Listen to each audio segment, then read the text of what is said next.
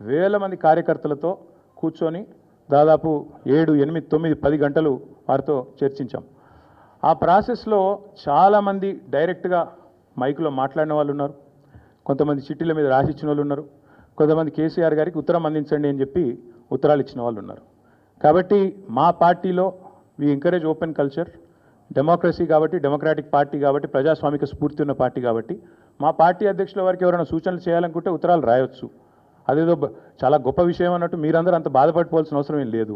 నేను అనేది ఏమంటే మా పార్టీలో డెమోక్రసీ ఉంది కాబట్టి మా పార్టీ అధ్యక్షుల వారికి మా పార్టీ నాయకులు ఎవరైనా సరే అప్పుడప్పుడు సూచనలు సలహాల రూపంలో లిఖితపూర్వకంగా ఇవ్వచ్చు, ఓరల్గా ఇవ్వచ్చు, రకరకాలుగా ఇవ్వచ్చు.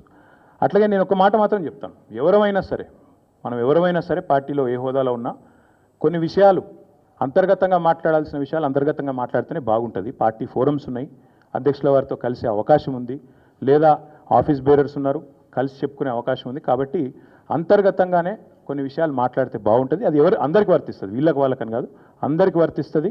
తప్పకుండా ఎవరమైనా ఒకటే, ఈ పార్టీలో అందరం కార్యకర్తలమే, అందరికీ కూడా ఇదే సూత్రం వర్తిస్తుంది. కాబట్టి మీరు కూడా దయచేసి ఇంత ఇంపార్టెంట్ ఇష్యూ మాట్లాడితే దీన్ని మళ్ళీ మీరు, నాకు తెలుసు మీ సంగతి, you are intelligent, unfortunately I'm also intelligent.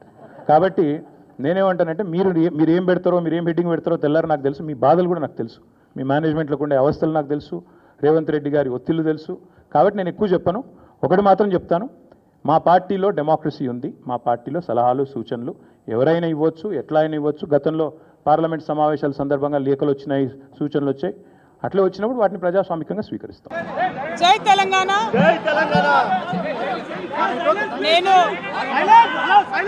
నా కొడుకు ఆదిత్య గ్రాడ్యుయేషన్ సెరమనీ పూర్తి చేసుకొని అమెరికా నుండి వచ్చే లోపల మరి ఏదో లేఖ లీక్ అయిందని చెప్పి గత 2-3 రోజులుగా చాలా హంగామా నడుస్తున్నట్టుగా తెలుస్తూ ఉన్నది.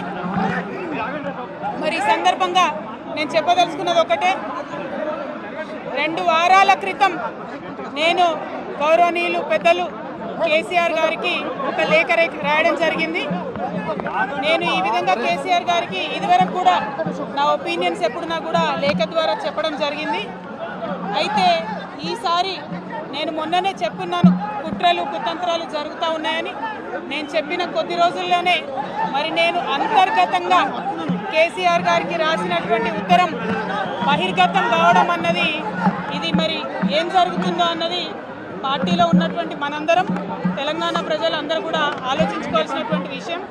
నేను వేరే ఏం విషయాలు చెప్పలేదు, నేను కేవలం పార్టీలో ఉండేటటువంటి అన్ని స్థాయిలో ఉన్నటువంటి నాయకులందరూ అనుకుంటున్నటువంటి విషయాలు. దాదాపు సగం తెలంగాణ నేను ఈ సందర్భంగా ఈ మధ్యలో టూర్ చేసినటువంటి సందర్భంలో తెలంగాణ ప్రజలు అనుకుంటున్నటువంటి విషయాలను మాత్రమే నేను పెద్ద ఎత్తున చెప్పడం జరిగింది తప్పితే నా పర్సనల్ ఎజెండా ఏమీ లేదు. నాకు వ్యక్తిగతంగా ఎవరి మీద ద్వేషం లేదు, ఎవరి మీద ప్రేమ లేదు. కానీ నేను రాసినటువంటి లేఖ చాలా అంతర్గతంగా పార్టీలో మా నాయకుడికి రాసినటువంటిది. అటువంటిది బహిర్గతమైందంటే మరి దాని వెనుక ఉన్నది ఎవరన్నటువంటిది ఆలోచించుకోవాల్సినటువంటి సందర్భం. I have return to my father Shri KCR గారు feedback which I got from every stature of the leader from our party and from Telangana people broadly 2 weeks back. I've always written to my father at various stages. Whenever I needed to give him any feedback, I've always written to him. But this time it got out.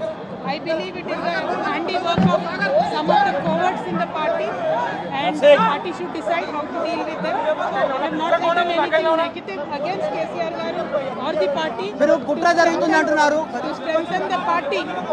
strengthen the party and to work for the people of Telangana. Feedback mechanism is necessary, and that is what I have done. Thank you. Jai Telangana. ఎవరు కుట్ర చేస్తా ఉన్నారు? కేసీఆర్ గారు దేవుడు, కేసీఆర్ గారు దేవుడు. కానీ కేసీఆర్ గారి చుట్టుకొని దయ్యాలు ఉన్నాయి. వాళ్ళ వల్ల చాలా నష్టం జరుగుతున్నది. పార్టీలో ఉండేటటువంటి నాకు, నేను కేసీఆర్ గారి కూతుర్ని, అంతరంగికంగా నేను రాసినటువంటి లేఖనే బయటికి వచ్చిందంటే మరి ఇతర సామాన్యుల సంగతి, ఇతరుల పరిస్థితి ఏంటి పార్టీలో అనేది ఇవాళ చర్చ జరగాల్సినటువంటి అవసరం ఉన్నది. దానికోసమే ఇవాళ నేను మీతో మాట్లాడుతూ ఉన్నానంటే రెగ్యులర్గా నేను ఇచ్చిన ఫీడ్బ్యాక్ అందులో స్పెషల్ ఏం లేదు. ఏ మీటింగ్ అయినా ఏదైనా కూడా నేను సార్కి ఇస్తానే ఉంటాను. కానీ ఈసారి ప్రత్యేకించి బయటికి రావడం అన్నది నేను బాధాకరంగానే ఉన్నది.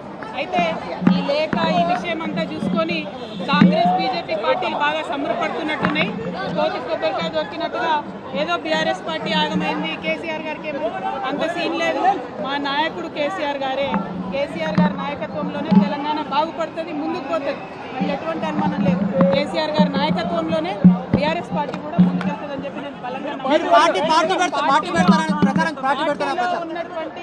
పార్టీలో ఉన్నటువంటి చిన్న చిన్న లోపాలను డిస్కస్ చేసుకొని సవరించుకొని కోవట్లను పక్కకు జరుపుకుంటూ ముందుకు పోతే పార్టీ 10 కాలాల పాటు చల్లగుంటుంది అనేటువంటి నా భావన. బీజేపీ కానీ కాంగ్రెస్ కానీ తెలంగాణ ప్రజలకు నిలబెట్టింది ఏమీ లేదు. 2 పార్టీలు కూడా తెలంగాణను ఫెయిల్ చేసినాయి. ఆ 2 పార్టీలకు కూడా ఆల్టర్నేటివ్ కేసీఆర్ గారి నాయకత్వమే. ఆ కేసీఆర్ గారి నాయకత్వంలోనే తెలంగాణ ముందుకు పోతుందని చెప్పి నేను బలంగా నమ్ముతా ఉన్నాను. Thank you.